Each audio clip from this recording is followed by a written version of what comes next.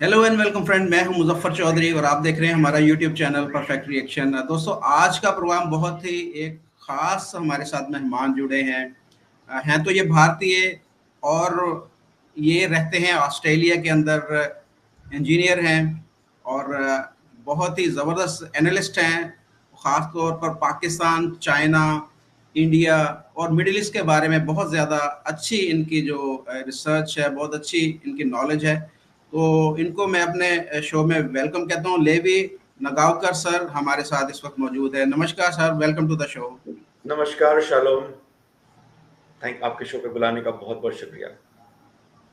जी sir, आज हम आपसे मिडिल ईस्ट के बारे में जानेंगे कि वहाँ पर जो एक ईरान की तरफ से अभी एक तैयारी हो रही है हमले की कि वो इज़राइल के ऊपर हमला कर सकता है। इसके ऊपर आपकी राय लेंगे और उसके बाद में हम बांग्लादेश की जानिब भी आएँगे कि वहाँ पर आगे क्या होने जा रहा है। तो पहले बढ़ते हैं मिडिल ईस्ट की जानिब। वहाँ पर जो जो हानिया के कत्ल के बाद में जो सूरत हाल है, प्रेशर है ईरान के ऊपर कि वो इसका बदला ले, इज़राइल के ऊपर अटैक करे। एज़ अ ज्यूस आप एक आपकी हमदर्दियाँ, ज़ाहिर बात है वैसे तो सारे इंडियन जो हैं उनकी हमदर्दियाँ इज़राइल के साथ है, आपकी लेकिन ख़ुसूसी तौर पर इज़राइल के साथ है। तो आप इस वक़्त के हालात के ऊपर क्या देख रहे हैं कि जो इज़राइल के ऊपर अटैक होने वाला उसमें कितनी तैयारियाँ इज़राइल की, और ये जो हमला हो सकता है उसमें पहले भी हमने देखा ईरान ने हमले किए, लेकिन उसमें जो ईरान का जो डिफेंस सिस्टम था बहुत ही स्ट्रॉन्ग है। उन्होंने सारे के सारे उनके मिसाइल रास्ते में ही वो उनको तबाह कर दिया। अब जो अटैक एक होने वाला है उसको आप कैसे देख रहे हैं कि उसके लिए इज़राइल की तैयारी कितनी है और ये जो अटैक होगा वो कितना पावरफुल हो सकता है? जी, बिल्कुल। तो मैं ऐसे शुरुआत करूँगा इसका कि एक जो इस्माइल हनिया का जो कत्ल हुआ ईरान के अंदर, जो उनके जो ईरान के जो नए सदर की जो हलक उठाने को का जो फंक्शन था उसमें वो अटेंड करने गए थे और एक सेफ हाउस पे उनका जो कत्ल हुआ वो हैरानकुन था। और अभी तक उसमें से कोई पुख्ता सबूतों के साथ में कुछ फैक्ट्स बाहर अभी तक नहीं आए हैं और इसके 2 वजह हैं। इसमें एक वजह फ्रॉम ईरान के पर्सपेक्टिव से यह है कि जो उनके जो फ्लॉज़ सिक्योरिटी में जो फ्लॉज़ आइडेंटिफ़ाई किए हैं, वो दुनिया के सामने नहीं आने चाहिए कि उनके हिसाब से दुश्मन को ना पता चले। और दूसरी बात है उनकी फेस सेविंग भी होगा, उनको काफ़ी एम्बैरेसमेंट का सामना करना पड़ रहा है इस पे। तो इस पे ये 2 बातें हैं। और अच्छा, अब जो उनके जो सुप्रीम लीडर जो है आयतुल्ला अली खामेनी, उन्होंने ऐलान किया है कि वो इज़राइल को अटैक करके उनको काफ़ी नुकसान पहुँचाना चाहते हैं और उससे और उनकी तैयारियाँ शुरू हो चुकी हैं। और हमने ये एनालाइज़ किया है इन दिनों में कि रशिया से ख़ुसूसन बहुत सारे तैयारे आ रहे हैं इन ईरान लैंड करते जा रहे हैं और इससे ये पता चलता है कि इनके जो लेटेस्ट वेपन्स जो इन्होंने मंगवाए होंगे रशिया को और ऑब्वियसली अच्छे खासे पैसे देकर क्योंकि उनकी ज़रूरत है। और उन्होंने जो पिछला अटैक अप्रैल में था उससे उन्होंने ये सीखा शायद कि ये जो 300 या 350 उन्होंने रॉकेट्स और जो सुसाइड ड्रोन्स जो और क्रूज मिसाइल्स जो उन्होंने दागे थे वो उनको ऑन द वे ही नेस्तो नाबूद कर दिया था इजराइल और अलायंस ने।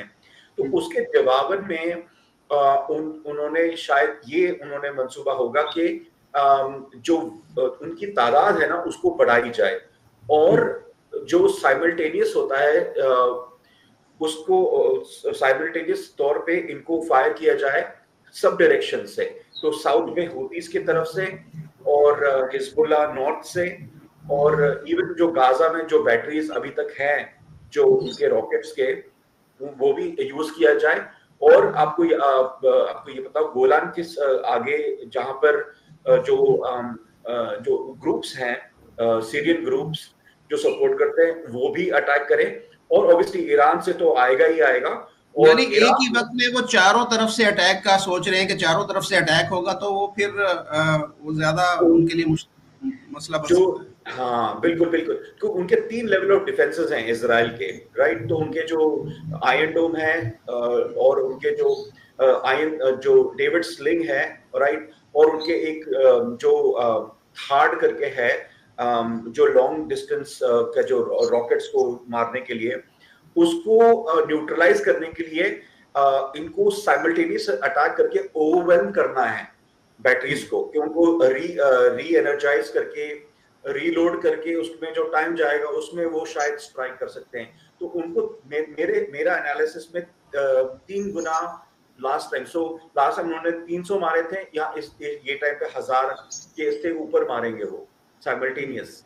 और आपको पता है कि हिजबुल्ला के सॉरी जो हमास के बतौर, हिजबुल्ला के पास 10 गुना ज्यादा कतूशा रॉकेट्स हैं और एडवांस्ड वेपनरी है, जो ईरान ने उनको दिए हैं थ्रू सीरिया के थ्रू, बेका वैली के थ्रू। वहां पे पिछले 4-5 सालों में उन्होंने काफी तादाद में उनको दिए हैं। तो उनके पास काफी अच्छे तादाद में वेपन्स हैं जो उनका इस्तेमाल करेंगे। पर तो ये और अभी तक बहुत लोग कह रहे थे कि भाई अभी तक तो हमला हो जाना चाहिए था, पर मेरे एनालिसिस में ये जो अटैक करेंगे वो करीब 11 और 12 तारीख को के आसपास, जो हमारी जो एनालिसिस है, जितना मेरे में इजराइल में बात हुई है, वो कह रहे वहां पे होगा। क्योंकि जो हमारे उनका जो एक दिन है जिसपे वो मोर्न करते हैं डेड को, तो वो दिन पड़ता है ऑन द 11th और 12th को, टेशेर बाव करके जो दिन है। तो वो दिन को वो सिलेक्ट शायद करेंगे, क्योंकि मॉर्निंग का दिन है, मातम मनाने का दिन है, तो वो सारा शायद सेटिंग होगा। और उनको टाइम, और ईरान को टाइम भी लगता है ना सेटअप करने के लिए, सारे वेपन्स बाहर निकालना, ये करना वो करना, तो प्रिपरेशन में टाइम लगता है। तो हमारा तो अंदाजा यही कि 11 अगस्त या 12 अगस्त के दरमियानी रात को शायद वो अटैक करेंगे। जी बिल्कुल। अच्छा, आपने पहले बात की कि अभी तक वो तफसीलात मंजर आम पर नहीं आ सकी जिनके पता चल सके कि किस तरीके से जो है इस्माइल हानिया को कत्ल किया गया। एक बिल्कुल आपने बात सही की कि सिक्योरिटी लैब था वहाँ पर, कि किस तरीके से वहाँ पर ऑन ग्राउंड जो हमें लग रहा है कि मोसाद के लोग या इजरायली जो स्पाइज हैं वहाँ पर मुमकिन तौर पर मौजूद होंगे, जिन्होंने वो उनकी लोकेशन वहाँ पर बताई और वो सारी चीज़ को किया। तो इतनी सख्त सिक्योरिटी के बावजूद जो मोसाद के लोग वहाँ पर पहुँच गए, बड़ी ही ये समझे कि एक हैरत वाली बात है। और इससे बिल्कुल आप ईरान की जो कमज़ोरी है वो जाहिर होती है कि वो उसको पता भी था कि ये मुमकिन तौर पर ये एक हमला हो सकता है, लेकिन फिर भी वो एक अटैक हो गया। तो ये मुस्तकबिल में भी अभी हम देख सकते हैं कि इस तरह के अटैक जो और हैं ईरान के ऊपर हो सकते हैं इजराइल की जानिब से। इजराइल और भी लोगों को टारगेट कर सकता है, हमास के लोगों को। बिल्कुल, हमास के लोग शायद वो अब ईरान जाने में 2 बार सोचें, बट पर आपकी पॉइंट सही है। ईरान के अंदर आपको ये समझना है कि वहाँ के लोग जो है ना, वो जो मुल्ला जो गवर्नमेंट है उनकी, आयतुल्लाह खमेनी की, उनके साथ में नहीं है। आपने रिसेंटली प्रोटेस्ट देखे वहाँ पर, स्पेशली खवातीनों के अगेंस्ट में जो हिजाब को पहनने के लिए काफी लोगों में नाराजगी है। तो ग्राउंड लेवल पे वहां पे ऐसा नहीं है कि जब आपके साथ में लोग ही नहीं होते ना, और मैं काफी जो ईरानी लोग जो हैं ग्लोबल में, हम ट्विटर पे हमारे स्पेसेस चलते हैं, उसमें हम बहुत सारे लोगों से बात करते हैं, और उनसे ये पता चलता है कि बहुत डिसकंटेंट है वहां पर, लोग काफी नाराज हैं। और स्पेशली अगर आपने खवातीनों को नाराज कर दिया तो मतलब आप ट्रबल में हो। बिल्कुल। तो इसलिए वो आप ग्राउंड लेवल पे आप देखेंगे उनकी जो उनके जो सपोर्ट है ना मुल्लाओं का, वो इतना स्ट्रांग नहीं है। इसीलिए आप देखेंगे कि इजराइल को हमेशा मौका मिलेगा कि वहां के आम लोग जो मुखबिर बनते हैं, जो स्पाइस को सपोर्ट करते हैं, वो इंटरनल तौर पर काफी जो पुराने जो शाह है उनके जो सन को सपोर्ट कर रहे हैं वापस आने के लिए। और लोग वहां पे आजादी चाहते हैं। IRGC और अली खामेनी जो आयतुल्लाह है, जी उसके रिजीम से वो छुटकारा ना छुटकारा जाना चाहते हैं। इसीलिए उनको उनका इजराइल को सपोर्ट मिल रहा है वहां पर। और इवन आउटसाइड ऑफ जो बाहर है, ईरान के बाहर जो ईरानी डायस्पोरा है ना, वो तो ये इन मुल्लाओं के सख्त खिलाफ है जी। तो उनको हमेशा आप देखेंगे कि ग्राउंड लेवल पे इजराइल को हमेशा वहां पे सपोर्ट जरूर मिलेगा जी। बिल्कुल। हमने भी वीडियोस में मुख्तलिफ में देखा कि वो लोग जो जो एक मजहबी वहां पर एक सख्ती है उसके खिलाफ अक्सर वो बात करते रहते हैं, और वो बेजार नजर आते हैं इतनी ज्यादा सख्ती से। आज़ादी चाहते हैं, वो लिबरल होना चाहते हैं, लेकिन वहां पर जबरन उनके ऊपर एक सख्ती जो मुसल्लत की गई है। तो ये तो हो गया वो वहाँ के हालात। अब हम बढ़ते हैं बांग्लादेश की जानिब। बांग्लादेश में ये काफ़ी दिनों से जो एक तहरीक चल रही थी जो स्टूडेंट्स की, उसके बाद में हसीना वाजिद बिलाखर वहाँ से फरार होके भारत आ चुकी है। तो इस पे आप क्या कहेंगे कि इतना उन्होंने बांग्लादेश की हालत जो आज से 15 साल पहले थी, कि वो इतना मकरूज मुल्क था, उसकी इकोनॉमी भी अच्छी नहीं थी, वो महंगाई, बेरोजगारी, ये इतने सारे मसाइल के ऊपर उन्होंने काबू पाया, एक बड़े ही बेहतरीन ट्रैक के ऊपर बांग्लादेश को लेकर आई। हम पाकिस्तानी भी ये समझते थे कि बांग्लादेश हमसे बहुत ज्यादा आगे तरक्की कर चुका है और बहुत ज्यादा हमसे बेहतर हो चुका है। ये इतनी सारी बेहतरी करने के बावजूद ये अचानक से वहां पर ये क्या लोगों के जहन में चीज आई कि वो उन्होंने उनका तख्ता उलट दिया और उनको वहां से भागने पर मजबूर कर दिया? कौन सी ऐसी आप समझते हैं गलती हुई हसीना वाजह से? अच्छा, नहीं, बहुत अच्छा सवाल पूछा आपने। देखो, गलती उनकी ये हुई कि उन्होंने लोगों के सेंटिमेंट्स नहीं पहचाने। देखो, यंग लोगों की एस्पिरेशंस होती हैं, ठीक है, और उनके एस्पिरेशंस, उनका जो रुझान है वो अपने दीन की तरफ है, ठीक है। और हसीना वाजिद ने उसको ज्यादा तवज्जो नहीं दिया और उसका उनको ये खामियाजा भरना पड़ा, क्योंकि वहां के जो बांग्लादेशी जो नया जो यूथ है जी, वो काफी मतलब रिलीजियस है, और उनके रिलीजियस सेंटिमेंट्स को वो एक्सप्रेस करना चाहते हैं इन अ पॉलिटिकल फॉर्म, ठीक है। और उनको वो अपॉर्चुनिटी नहीं दिया, जो लीवेज होता है, फ्लेक्सिबिलिटी एक डेमोक्रेटिक सिस्टम के अंदर, उनको वो फ्लेक्सिबिलिटी उनको नहीं लगा कि उनको मिल रहा था। इसीलिए उनकी जो फ्रस्ट्रेशन थी वो दे टुक द फॉर्म, उन्होंने फॉर्म लिया है इस तरह से मुजाहरा करने का, और उसका वो वायलेंट हो गया और उन्होंने गवर्नमेंट को ओवरथ्रो कर दिया, क्योंकि उन्हें लगा कि उन्हें उनके एस्पिरेशंस को दबाया गया फोर्सफुली। और सबसे बड़ी जो बात है उसमें, जो मिलिट्री जो है बांग्लादेश की, उन्होंने ये रिकॉग्नाइज किया कि जो सेंटिमेंट्स कहाँ है, वो हसीना वाजिद के साथ नहीं है और लोगों के साथ में है। तो उन्होंने एडवाइस किया, स्ट्रॉन्ग एडवाइस किया हसीना वाजिद को रिजाइन करके मुल्क से बाहर निकलने के लिए, तो सो दैट ये जो कंट्री में स्टेबिलिटी जल्द से जल्द वापस रिस्टोर हो। तो इसीलिए वो उनका जो एडवाइस था बड़ा साउंड था, और हम तो यही होप कर सकते हैं कि वहां पे पीस और वहां पे रिस्टोर हो। पर मोर इम्पोर्टेंटली जो खबरें वहां से आ रही हैं कि उनके जो एक्सट्रीमिस्ट जो है वो हिंदुओं को टारगेट कर रहे हैं। आपने काफी वीडियोस देखी हैं, बड़ा दुख से ये मैं बताता हूं कि जो हालात वहां पे अभी डेवलप हो रहे हैं वो हिंदू माइनॉरिटीज के लिए, स्पेशली हिंदुओं के लिए सही नहीं है। हम तो सिर्फ हम सहानुभूति प्रकट कर सकते हैं कि वो वो ठीक हैं, सेफ रहें।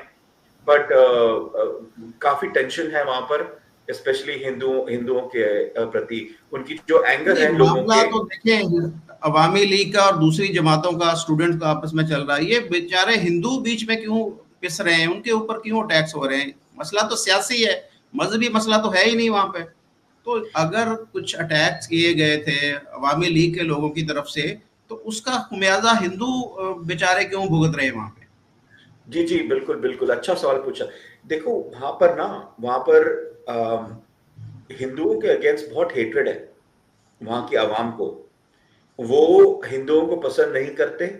अगर आपने वर्ल्ड कप में भी देखा वहां पर कि जब मैच चल रहे थे वहां पर हिंदुओं के अगेंस्ट ऐसे डेरोगेटरी जो ऐसे ऐसे गालियां निकालते हैं, यंग बहुत यंग लड़के और लड़कियां भी, आपने वो भी देखा। और जैसे कि ये वर्ल्ड कप में भी आप जब लास्ट वो छक्का मारने मिलर ने मारा था तो उसने वो वीडियो काफी वायरल हुआ जिसमें वो काफी बांग्लादेशी डिसअपॉइंट हो गए कि भाई वो कैच सूर्य कुमार यादव ने पकड़ा। तो उससे ये दिखाता है दर्शाता है कि वहां के लोगों में, आम लोगों में इंडिया और हिंदुओं के अगेंस्ट बहुत नफरत है। ठीक है, और ये आप सही कह रहे हैं कि भाई ये तो सियासी इशू है, पर यहाँ पे लोगों ने जो, क्योंकि हसीना वाजिद को इंडिया ने काफी सपोर्ट किया, बॉर्डर हमारे जो इश्यूज थे उसको रिजॉल्व किया, जी। उनको फाइनेंशियली भी सपोर्ट किया, हमारे बजट्स में हमने फंड्स भी एलोकेट किए हैं। तो इसलिए इनको लग रहा है कि ये जो गवर्नमेंट है वो इंडिया की प्रॉक्सी गवर्नमेंट है। तो इसलिए उनके सेंटिमेंट्स इंडिया और हिंदुओं के लिए थोड़ा बहुत नेगेटिव हो चुकी है। जी। अच्छा, ये जिस तरीके से हमने देखा कि भारत कुछ अरसे से बांग्लादेश को बहुत ज़्यादा फाइनेंशियली सपोर्ट कर रहा था। मैं आज एक वीडियो भी देख रहा था मोदी जी की, जिसमें उन्होंने मुकम्मल डिटेल के साथ वो काफ़ी सारे प्रोजेक्ट बता रहे हैं कि जिनमें भारत जो है वो उनको मदद कर रहा है, उनकी सपोर्ट कर रहा है। इसी तरीके की मदद और सपोर्ट हम देख रहे हैं कि अफगानिस्तान के अंदर भी भारत अफगानियों को भी कर रहा है। तो आप क्या देख रहे हैं कि ये जो एक रिजल्ट मिला है, इतनी आपने सपोर्ट भी की, इतनी आपने हेल्प भी की, और उसका आपको रिजल्ट क्या मिला कि वहां पर हिंदुओं के साथ जो जुल्म और ज्यादती हमें देखने को मिली, तो हम मुस्तकबिल में इसी तरह का कोई रिजल्ट अफगानिस्तान में तो नहीं हो सकता कि अफगानी भी कल को उठें और ये इसी तरीके से वहां पर बोले कि जी हमें भारत के साथ जो ये काम, क्योंकि ये जो भी हो जाए, आप जितना भी अच्छा बन जाए, जो मर्जी कर लें, जो एक माइंड सेट है, एक पीछे जो चीज चल रही है एक हिंदू हेट्रेड की, वो कभी भी नहीं खत्म हो सकती। जो हम आपने बांग्लादेश में देखा, ये कल को अफगानिस्तान में भी इसी तरह का कोई रिजल्ट हो सकता है, निकल सकता है। नहीं, हाँ, बढ़िया सवाल है। देख, मैं सोच मेरे मेरे एनालिसिस में अफगानिस्तान को बांग्लादेश से इक्वेट नहीं कर सकते। अफगानिस्तान से हमारा फिलहाल डायरेक्ट बॉर्डर नहीं लगता, तो हमारा जो कांटेक्ट है वो काफी काफी अरसे, बहुत हजारों साल पुराना है। ठीक है, और हमने कभी भी अफगानिस्तान में उनके हित में सोचा है, कभी भी ऐसा नाजायज इंटरफेरेंस नहीं किया है। जब भी हमने उनसे कांटेक्ट बनाया उनके मर्जी के साथ में किया हुआ है। इंडिया ने कहा भी वहां पे डेवलपमेंट किए हैं, और आम अफगानी को दिखता है वहां पर। अगर आप काबुल में जाएं तो वहां पे हॉस्पिटल्स भी इंडियन से बनाए उनको, और स्कूल्स उनके उनके उनके जो पार्लियामेंट में बनाया, उनके सारे सड़कें बनाई हैं, बहुत सारे काम किए इंडिया ने, प्रोजेक्ट्स किए हैं, और कुछ बतौर मांगा नहीं है वापस। तो इससे ये दिखता है। देखो, ग्राउंड लेवल पे जो सेटलमेंट्स होता है ना, that is the most important. Ground level पे अगर किसी अफगानी को पूछो ना कि हिंदुस्तान कैसा है, वो कहेगा सही है। पर अगर कोई बांग्लादेशी को पूछोगे कि हिंदुस्तान और कैसा है, तो वो नफरत का रिएक्शन देगा आपको। ये फंडामेंटल तौर आपको याद करना है। और अभी बहुत सारे यूट्यूबर्स भी गए हैं अफगानिस्तान, उनको उनका जिस तरह से लोगों ने इस्तकबाल किया है, तालिबान ने इस्तकबाल किया है, तो वो तो भारत को हमेशा अच्छी निगाहों से देखते हैं। और वो जो नफरत की तो कोई मैंने कभी देखा नहीं है। तो ये बात है। जी बिल्कुल। अच्छा, पाकिस्तान की तरफ बढ़ते हैं, तो आप एक ज्यूस हैं, आप एक, जिसे आप यहूदी हम कहते हैं हम, तो पाकिस्तानियों के जहन में एक जो नफरत है, एक जो इस तरह की चीजें हैं, वो पाई जाती। मैंने अभी तक पाकिस्तान के अंदर कोई भी जीव मुझसे मुलाकात नहीं हो सकी, या मैं किसी से मिल नहीं सका। एक अंदाजे के मुताबिक मेरे ख्याल में अगर होंगे भी तो चंद यहाँ पर ज्यूस होंगे। तो ये इसकी क्या वजह है कि पाकिस्तान के अंदर माइनॉरिटी की तादाद तो बहुत कम ही है, वैसे हिंदू भी कम है यहाँ पर, क्रिश्चियन भी कम है यहाँ पर, बाकी माइनॉरिटी जो थी वो भी उनको मार के भगा दिया गया या अभी भी भाग रहे हैं। लेकिन ज्यूस की तादाद में बहुत ज़्यादा कमी होने की क्या वजूहत है यहाँ पर? जी, आपके इत्तला के लिए मेरी जो दादी थी, वो भी कराची में बॉर्न और ब्रॉट अप थी। अच्छा। ये है इंडिपेंडेंस के पहले। तो वो पक्का सिंधी थी, बट उनकी शादी हुई मुंबई में, तो फिर वहाँ पे मुंबई में चली गई। बट वो 100% सिंधी थी और शी लव्ड हर कराची। बहुत मोहब्बत करती थी उस सिटी से। और शादी के बाद भी जब बच्चे हुए हैं तो मेरे डैड और उनके भाई बहन जो है उनको हमेशा अपने सिटी कराची में और वहां से शक्कर बराज पर वो मेरे को मेरे डैड कहते थे कि हमेशा लेके जी। जाती। तो मैं बड़े स्टोरीज उनसे बड़े से की सुनता था। तो ये कनेक्शन तो है, बट उस टाइम पे काफी यहूदियों वहां पे, आपको पता है जो बेने इसराइल जिस कम्युनिटी से मैं आता हूँ, वो महाराष्ट्र जो एक स्टेट है, वहां से मेरा ताल्लुक है। पर आपको पता है कराची और Mumbai are twin cities, right, sister ji. Cities. तो वहां से जब कराची का in the turn of the last century जब नया सिटी था, तो वहां पे बहुत सारे ताजिर और बहुत सारे लोग वहां पे गए नए सिटी को डेवलप करने के लिए, कारोबार करने के लिए।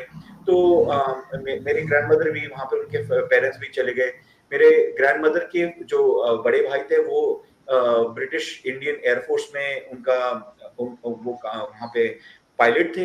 तो ताल्लुक तो वहां पर है। बट आपका जो सवाल का जवाब ये है, वहां पे एक यहूदी कब्रिस्तान भी है, अगर आपको पता होगा जी। कराची जी। में। बिल्कुल। जी।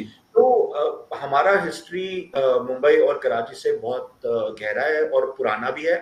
बट आपको पता है कि कराची जो जो सिटी था, हम्म। 70s और 80s 70s तक बहुत ओपन और फ्री, और अगर आपने वीडियोस भी देखा होगा तो काफी मॉडर्न और ओपन माइंडेड लोग थे वहां पर, जी। बड़ा रिलैक्स था।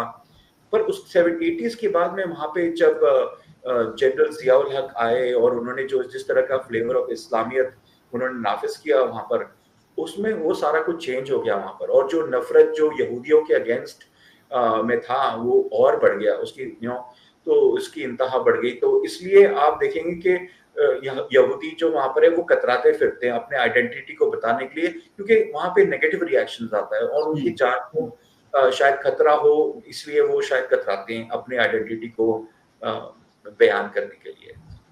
अंदाजन कितने पाकिस्तान में यहूदी हो सकते हैं? शायद होंगे 150 के करीब, जितने मेरी जो मेरा जो आइडिया है। हाँ जी। लेकिन अपना मुल्क नहीं वो कह सकते पाकिस्तान को कि वो अपनी शनाख्त को छुपाते फिरते हैं कि उनके ऊपर कोई हमला ना कर दे कोई। ये बहुत ही एक अफसोसनाक ये रविश है कि मज़हब तो हर बंदे का एक इनफरादी फेल हो सकता है, उसकी अपनी ज़ाती वो जिस मर्जी मज़हब को प्रैक्टिस करता हो। लेकिन ये नहीं होना चाहिए कि आप कहें कि जी फलां मज़हब का है तो इसको अब जो है इसके साथ जो है वो अच्छा सलूक ना करो। तो बहुत बिल्कुल। अफसोसनाक है ये सारी चीज़ें। भारत के अंदर तमाम जो मिनॉरिटीज़ हैं, तमाम अक़लियतें हैं, वो बहुत ही अपने आप को सेफ महसूस करती हैं। तो फ़र्क क्या है कि 1947 में से पहले हम इकट्ठे ही थे, एक जैसे ही थे। 47 में हमें एक अलग मुल्क बना के इधर भेज दिया गया और बाकी जो उधर लोग हैं वो उनका माइंड और हमारे जो लोगों का माइंड में बहुत ज़्यादा फ़र्क है। तो ये फ़र्क जो है वो तकसीम के वक्त ही बना। आपने जैसे बोला कि वो ज़ियाउल हक के बाद में कुछ चीज़ें हुई, लेकिन तकसीम से पहले कुछ चीज़ें थी इस तरह की जो खराबी थी और वो जो लोग थे जिनके जहनों में ऐसी चीज़ थी वो पाकिस्तान में आ गए। नहीं, मुझे नहीं लगता। अगर आप पंजाब को ही देख लें, आप पंजाब को देखें, वहां पे ना ही मुस्लिम लीग रूल कर रही थी, हम्म। ठीक है। वहां पे तो पंजाब के लोग तो बड़े रिलैक्स हुआ करते थे, वहां पे उनको ज्यादा नहीं था उनका। हम्म। उनका तो था कि भाई फौज में जाओ, वहां पे जो है वहां पे ज्यादा सर्व करते थे। और दिस इज अ मैन्युफैक्चर्ड, ये जो है ना, ये कहते हैं कि अलीगढ़ के लौंडों की साजिश थी बस, और क्या। तो उसको जी जी। और पर कमिंग बैक टू द जो माइनॉरिटीज जो हैं, भारत में आपने सही कहा, सेफ है। मैं हमारी जो तादाद है वो आज के तारीख में 5,000 है। हम तो, अच्छा। आप कह रहे हैं कि माइनॉरिटीज, और ये जो अफवाहें जो फैलाते हैं कि भारत में माइनॉरिटीज पे तशद्दुद किया जाता है, बिल्कुल नहीं। मैं अच्छा, आप जो सेकेंड लार्जेस्ट मेजोरिटी है जो है मुसलमान कम्युनिटी, ठीक है, और हमारी जो तादाद है वो सिर्फ 5,000 है। अगर वो सेंसिटिव है तो हम तो अल्ट्रा सेंसिटिव है। कोई बिल्कुल। भी लॉ बना जाता है तो हम तो, और हम भी इब्राहिमिक रिलीजन के हैं। अगर जी आपको पता बिल्कुल। हो, आपका बिल्कुल। रिलीजन और मेरा रिलीजन में काफी सिमिलरिटीज हैं। आपका जन्म बिल्कुल। हुआ है हमारे रिलीजन से हुआ है, जी आपके ऐसे नबी ही। जो है वो हमारे नबी थे। आप समझ गए बात बिल्कुल। को? तो हमें तो हिंदुओं ने, सनातन धर्म ने हमें कभी भी ऐसा फील नहीं करने दिया कि मतलब कि कोई मसला है जो जो मुसलमानों के अगर होता तो यहूदियों के पास भी सेम होता ना इशू। तो हमें तो कुछ नहीं है। जहाँ पे मैं मुंबई में था, यहाँ पे मस्जिद था और हमारे यहाँ पर सिनेगॉग था, और उसके थोड़ा दूर मंदिर भी था। मैं बात कर रहा हूँ सात रस्ता, अगर कोई जानता हो तो सात रस्ता जो एरिया है वहां पर, वो उससे आगे जाओगे तो मुसलमान एरिया शुरू हो जाता है। कोई कोई मसला नहीं है वहां पर। वहां पे सब एक एक दूसरे के साथ में मिलजुल के रहते हैं, कोई मसला नहीं।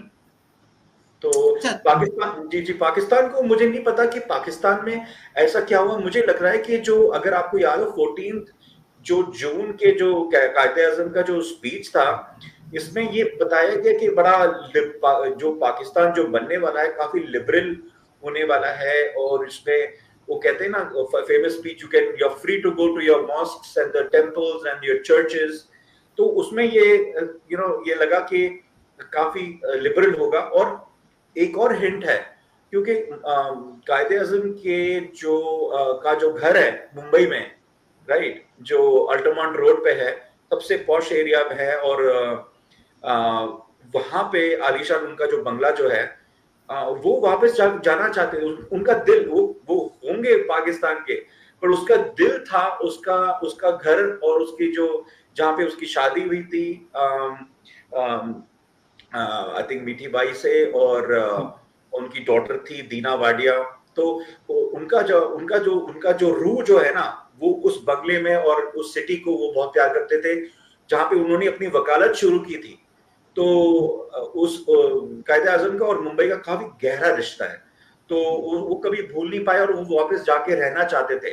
और उन्हें जवाहरलाल नेहरू, जो पंडित जवाहरलाल नेहरू हमारे प्राइम मिनिस्टर, उनसे बात की कि उसको वहां पे मतलब कोई कनेक्शन रखना चाहिए उसको, not to give it away. तो ये बात है। तो that's all I can say about Pakistan. उन्हें अंदाजा ही नहीं होगा कि बाद में ये सारे हालात इस तरीके से हो जाएंगे कि हम एक दूसरे के मुल्क में नहीं आ सकते, कि मैं अगर इंडिया जाना चाहूँ तो मैं नहीं जा सकता, मुझे यहाँ पर गद्दार डिक्लेयर कर दिया जाएगा। ये देखें इंडिया का, मैं इंडिया की तारीफ नहीं कर सकता पाकिस्तान में बैठ के। और इसी तरीके से आप अगर पाकिस्तान आएंगे या इंडियन आते हैं तो वो कहते हैं कि हमारे पासपोर्ट के ऊपर अगर पाकिस्तान की स्टैंप लगी होगी तो हमें जो है वो यहाँ पर शक की निगाह से देखा जाता है। तो ये देखें, अब इतने इस तरह के हालात बन चुके हैं कि हम एक मुजफ्फर दूसरे भाई, के। आप, मुजफ्फर भाई क्या बात कर रहे हैं? अगर आप, पाकिस्तान जितना हिंदुओं से प्यार करता है, आप समझ गए मैं क्या कह रहा हूँ। मैं तो, मुझसे तो डबल प्यार करेंगे। मैं तो इंडियन भी हूँ और मैं यहूदी भी हूँ, तो मुझसे तो कुछ ज्यादा ही प्यार करेंगे मुझे। पर ठीक है, अच्छा है, गुड। देखिए ये कोई प्यार मसला नहीं। सिर्फ या नफरत हिंदुओं के लिए नहीं है, ना ही ये यहूदियों के लिए, ये मुसलमानों के लिए भी है। जो इनके ऊपर अटैक करेगा, इनके ऊपर बात करेगा, इनको इनकी गलतियां बताएगा, तो वो जो है इनको अपना वो दुश्मन मानते हैं। तो हम उम्मीद ही कर सकते हैं कि इनको जो है वो कुछ समझ आ जाए, ये कुछ अकल का इस्तेमाल करके अपने आप को बेहतर बनाए, ताकि हम भी माशरे के अंदर, पूरी दुनिया के अंदर पाकिस्तान की जब इंसल्ट होती है, बात होती है कि जी यहाँ पर जो ये इस तरह का डिस्क्रिमिनेशन बहुत ज़्यादा है, भेदभाव बहुत ज़्यादा है। अभी हमने देखा कि मुझे एक वीडियो भेजी थी कि कितने 100 फैमिलियां जो हैं वो इस वक्त इंडिया जाने के लिए पाकिस्तान के अंदर तैयार बैठी हैं, कि वो जो इंतज़ार में है कि जी उनको वीज़ा मिले और वो यहाँ से जाएं। तो लेकिन ये बदनामी है, वो वहाँ पर जाकर क्या कहेंगे, यही कि हमारे साथ अच्छा सलूक नहीं हुआ। तो आप इनको यहीं पर रोकें, उनके साथ हमदर्दी का इजहार करें, उनके सर पे हाथ रखें, उनकी बच्चियां जो अगवा हो रही, जो अगवा करने वाले हैं उनको पकड़ के जेलों के अंदर बंद करें।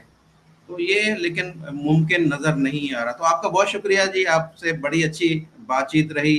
उम्मीद करता हूँ कि हमारे जो देखने वाले हैं उनको भी आपकी बातें जो है वो अच्छी लगी होगी। अपना फीडबैक ज़रूर दीजिएगा कमेंट सेक्शन के अंदर, कोई चीज़ आप आइंदा पूछना चाहें तो वो भी हमें ज़रूर यहाँ पर कमेंट करके बताइएगा। तो thank you very much sir, बहुत आपके बहुत तशरीफ शुक्रिया। लाने का बहुत शुक्रिया। आपके शो पे बुलाने का बहुत बहुत शुक्रिया। और मेरा यूट्यूब चैनल भी है, तो आप मुझे लाइक और सब्सक्राइब कर सकते हैं। और आपके सपोर्ट के लिए बहुत बहुत शुक्रिया मुजफ्फर भाई। जी, आपका जो चैनल है आप मुझे उसका लिंक दे दीजिएगा, वो लिंक मैं अपनी डिस्क्रिप्शन में डाल दूंगा। तो मेरे जितने भी व्यूवर्स हैं वो अली सर के चैनल को ज़रूर सब्सक्राइब करें। आपका बहुत शुक्रिया अमित का, thank you very much. Thank you sir.